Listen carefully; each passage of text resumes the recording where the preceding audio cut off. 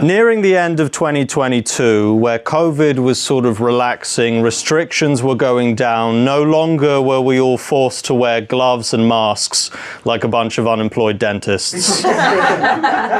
And if you dared hosted an orgy, no one would bat an eyelid, really. And so I'd met up with a good friend of mine, a girl who I mentioned last week, actually, my dear friend Claire. Yes, some of you may remember her. And she was back in town, and because we were suddenly allowed to go out and everyone suddenly allowed to socialize and drink, she was feeling particularly rambunctious and adventurous. And she said to me, Oliver, let's go to, I don't know, let's be crazy. Let's go to like a strip club or something. And I was like, hell yeah. And I said, Claire, no, they're run by the mafia. And she said, oh, it's fine. As long as we behave ourselves, nothing will happen. And I was like, okay, fair enough. So you twist my arm. So we went down, I think it was Świętego Tomasza or something like that. It was ironically just across the street from that church, the little one, the mini one. And we went inside and we had a lovely time, and she bought a couple dances and I sort of lingered in the background awkwardly and nursed my rum and coke, and she paid for half an hour and I paid a woman to stop talking to me because she was sort of getting on my nerves. I don't know what she was on about. She was obviously on some sort of substance. And after a while I thought, I'm just going to retire to the bar. And I was feeling a bit low and feeling a bit useless and awkward and uncomfortable with the whole situation because I'm not used to that sort of crowd. So I'm by the bar chatting with this bloke. He was from Romania or something. And he said, in a minute, bro, I'm going to go into the back room and I'm going to have a dance with that gorgeous girl over there. And I was like, yeah, good idea. Hang on, I've just come up with something. I can actually be useful. I can actually be helpful. Maybe this will encourage my self-esteem to go up. I said, listen, before you go over there, if she wants you to pay, be sure to pay with cash, right? Don't pay with card because she'll bleed you dry.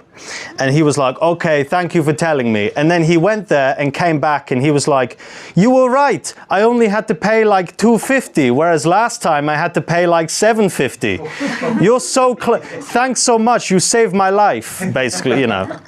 And then I spent like the next hour, basically every single time someone sat at the bar with a girl, every single time they sat at the bar with a girl, I was just like, listen, my friend, if you're gonna pay for a dance, don't pay with card, pay with cash, because they'll rob you blind, my friend. And he was like, okay, great. And I did this for about an hour. And then one of the waitresses overheard me giving this man advice, and he went, Janek! And then some enormous guy came over and picked me up out of my seat and yanked me out of my chair and pushed me out the front door and said in Polish, if you come back here, you're in fucking trouble. So I had to leave. I had to leave my friend. She'd paid for half an hour, so I wasn't gonna, you know, drag her out. And I had to leave my friend, and I was on my way home, feeling a bit forlorn and a bit disappointed in myself. And on my way home, it was the winter, and I was slipping and sliding all over the frost and the snow. And I was like beating myself up a little bit. I was like, Oliver, you idiot. You're not meant to help people. If you help people, nothing good comes of it. What are you trying to be, Mr. Nice Guy? You're trying to be Mr. Charitable? This is what happens when you go out of your way to be the benefactor. You get ripped out of your chair and banned from yet another gentleman's club. Come on. Don't do it. Weren't you trying to be a priest? Oh, sorry? Weren't you trying to be a priest? Like, now, don't help anyone. That was years ago. I don't know. I remember they told me if you want to get closer to Christ, you have to help the less fortunate. That's what I was trying to do. Exactly, in a strip club. I was looking after my fellow man. Anyway, I was walking home feeling very sort of, you know, sorry for myself. And I saw a young woman. She was like walking the opposite direction, and she was on her phone, and she was obviously distraught. And she was sort of shouting and crying into her phone in Polish, and basically she was saying, I don't know where I am. I don't know where I am. Just come and get me. No, he's left me alone. I'm scared. I don't want to get picked up by the police. I'm drunk. I don't know where I am, and all this. And this went on for, and I was sort of stood there watching this woman have essentially a breakdown. Having a breakdown for like, I don't know, 3-4 minutes.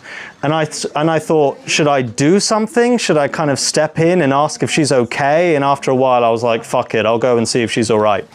And I approached this woman. Her face is caked in mascara. She's obviously been crying. And she's slipping all over the place. She's intoxicated.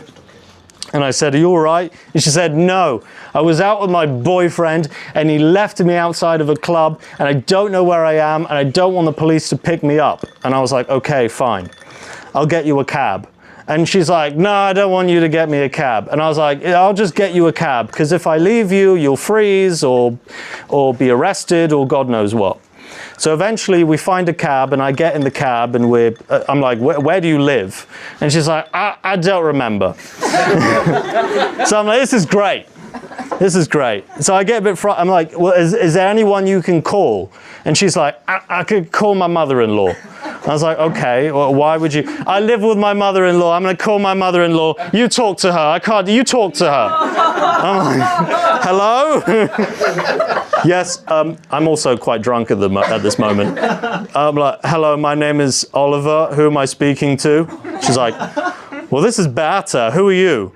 And I'm like, I'm in a taxi with your daughter-in-law, and she's very upset, and I'm trying to get her home, and I just want to know where she lives. And she's on the phone. She's like, if you think you're going to bring her back here and do God knows what with her, I'm like, no. I'm just trying to be, this isn't what I'm not trying to like, I'm not that kind of guy. And she's like, all men are that kind of guy. And I'm just like, no, seriously. And the taxi driver's looking at me like,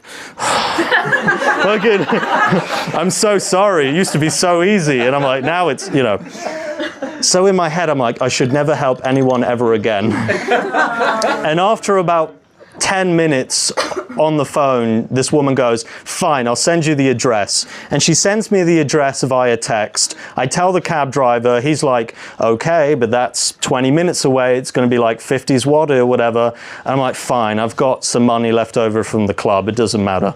And he's like, okay. And we finally get there. We're slipping and sliding all over the place. I'm trying to hold this woman by the arm. She falls over every 10 seconds because she's wearing high heels. And if you're a woman or a man who wears high heels, it's impossible even on the driest of terrain. And we get in the building, we get upstairs. The mother-in-law opens the door and she's like, where were you? And this girl goes, I was lost, but this good Samaritan helped me.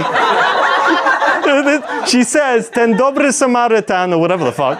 This good Samaritan. And I've never in my life been called a good Samaritan. Yes. Thank you. No. Thank you. You're very sweet. I was going to just leave her, but And then, I don't fucking know. And then she gave me a hug and she went inside and the woman kind of stared at me like, yes? And I just went, z Panem Bogiem. And then I went downstairs and got home and felt that much better about myself because it turns out it is worth helping someone in need because you then feel better about yourself and you're able to become a better person. And that's my time. Thank you very much.